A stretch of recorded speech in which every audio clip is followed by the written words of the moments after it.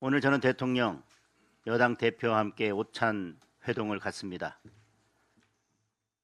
단독 영수회담이 이루어지지 않은 것은 아쉽지만 대통령께 제가 만난 민심을 생생하게 전달하려고 합니다. 장사가 안 되고 대목이 대목 같지 않아 한숨 쉬고 계신 상인들, 열심히 공부하고 일하는데도 미래가 보이지 않는 청년들, 일자리가 불안해서 밤잠을 못 이루는 가장들, 물가가 올라 장 보기도 힘든 주부들, 높은 세금과 겹겹의 규제로 뛰고 싶어도 뛰지 못하는 기업인들, 사연과 형편은 달라도 모두 정치의 잘못으로 힘들어하고 계십니다. 당장 풀어야 할 시급한 현안도 한둘이 아닙니다. 미국의 관세 인상 움직임은 우리 경제에 불확실성을 더하고 있습니다. 대통령의 SNS 정치는 부동산 시장을 불안과 공포로 몰아넣고 있습니다. 국가 대개인 행정통합이 지방선거용 졸속 홍보물이 되고 있습니다. 진영 논리로는 민생의 어려움을 해결할 수 없습니다. 잘못된 이념은 경제의 발목을 잡을 뿐입니다. 오늘 회동에서 국민의 목소리를 충실하게 전달하고 우리 당의 대안과 비전도 제시하겠습니다. 어렵게 이루어진 회동이 충분한 성과로 이루어질 수 있도록 최선을 다하겠습니다. 사실 오늘 오찬 회동은 어제 대구 그리고 전남 나주 현장 횡보 중에 급작스럽게 연락을 받았습니다.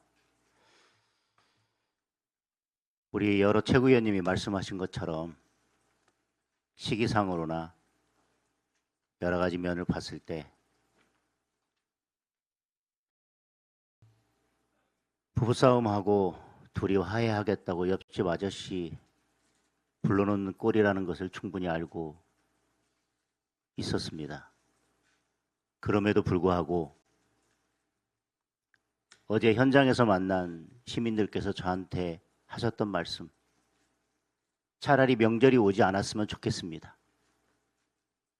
혹시 대통령을 만나는 기회가 있다면 요즘 너무 살기 힘든다는 말을 꼭 전해 주십시오.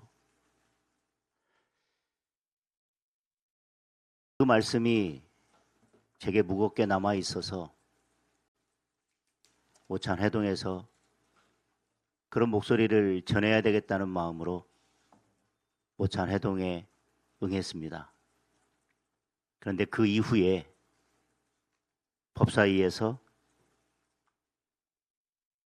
대한민국의 사법 시스템을 완전히 무너뜨리는 그런 일이 또 한 번 벌어졌습니다. 그리고 이제 대통령의 공소 취소를 위해서 서명운동까지 벌이겠다면서 80명이 넘는 여당 의원들이 손을 들고 나섰습니다. 그리고 또 어제 행안위에서는 저희들의 의견이 전혀 반영되지 않은 채 행정통합 관련된 특별법이 일방적으로 통과됐고 오늘 또 그 논의를 이어간다고 합니다. 그리고 심각한 당무 개입도 있었습니다.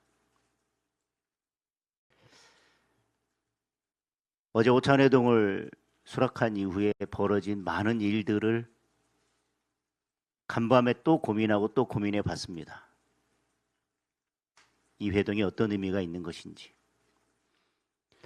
지난번 처음 여당 대표와 회동을 했을 때 대통령은 여당 대표에게 더 많이 가진 쪽에서 양보해야 협치가 된다고 이야기했습니다. 그 다음 날 여당 대표는 교섭단체 대표연설에서 내란정당 해산을 10수차례 입에 올렸습니다. 그리고 곧 있었던 대통령의 기자회견에서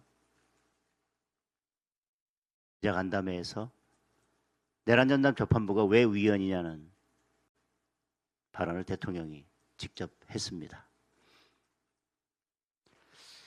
신년에 신년 할애를 하면서 여러 인사를 초대했지만 저는 그 자리에 가지 않았습니다. 그것보다 더 중요한 것은 대통령이 있어야 될 자리는 그 자리가 아니라 민생을 해결하고 관세 문제를 해결하는 자리이기 때문입니다.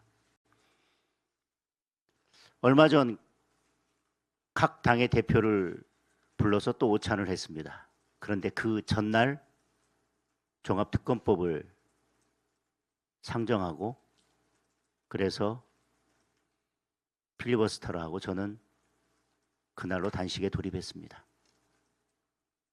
늘 이런 식입니다.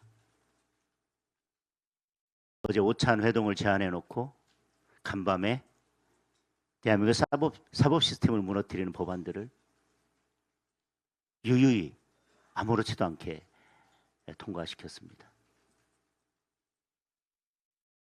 오늘 가면 여야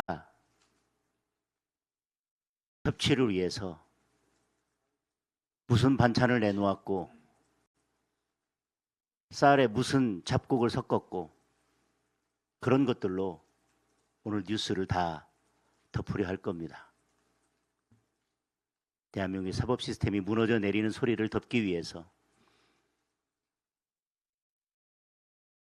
여야 대표와 대통령이 악수하는 사진으로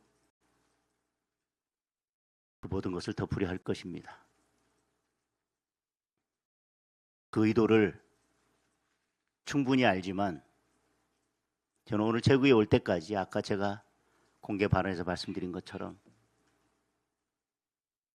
서민들의 피눈물 나는 소리를 전달하기 위해서 그래도 오늘 청와대에 가기로 마음먹었었습니다. 그러나 오늘 여러 최고위원님들께서 저에게 다시 최고해 줄 것을 요청하셨기 때문에 최고위 마치고 지도부와 함께 이 문제에 대해서 다시 논의하고 최종 결정을 하도록 하겠습니다.